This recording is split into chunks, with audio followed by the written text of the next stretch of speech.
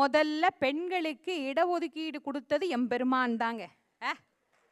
அவர் தான் பிரச்சனையே இல்லாம எவ்வளோ கொடுத்தாரு?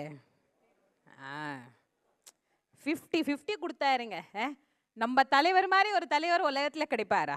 அவருக்கு நாம எவ்வளோ நன்றி சொல்லணும், எத்தனை தடவை கும்பிடணும், எத்தனை தடவை காலில் விழணும், எத்தனை தடவை அவரை துதிக்கணும். யோசிச்சு பாருங்க. சரிசமமா கொடுத்தார், கொஞ்சம் நெஞ்செல்லாம் கொடுக்கல. என்னில் சரிபாதி நீயா இருந்து என் சொல்லில், என் செயலில், என் சிந்தனையில் எல்லாவற்றிலும் நீ சரிபாதியாக இருப்பாய். எவ்வளவு அழகா உரிமை கொடுத்தார் பாருங்க சுவாமி. அப்போ முதல்ல அர்த்தநாரீஸ்வரூபராக இறைவன் பெண்களுக்கு இட ஒதுக்கீடு, நிஜமா இட ஒதுக்கீடுங்கிறது அதுதான். நீங்க வேற எதையோ நினைச்சு கை தட்டினீங்கன்னு நான் நினைக்கிறேன். நான் சொல்றது இடது பக்கத்தை ஒதுக்கி கொடுத்ததனால் அதற்கு பேரு, அப்ப பேர் சரியா தானே இருக்கு. சுவாமி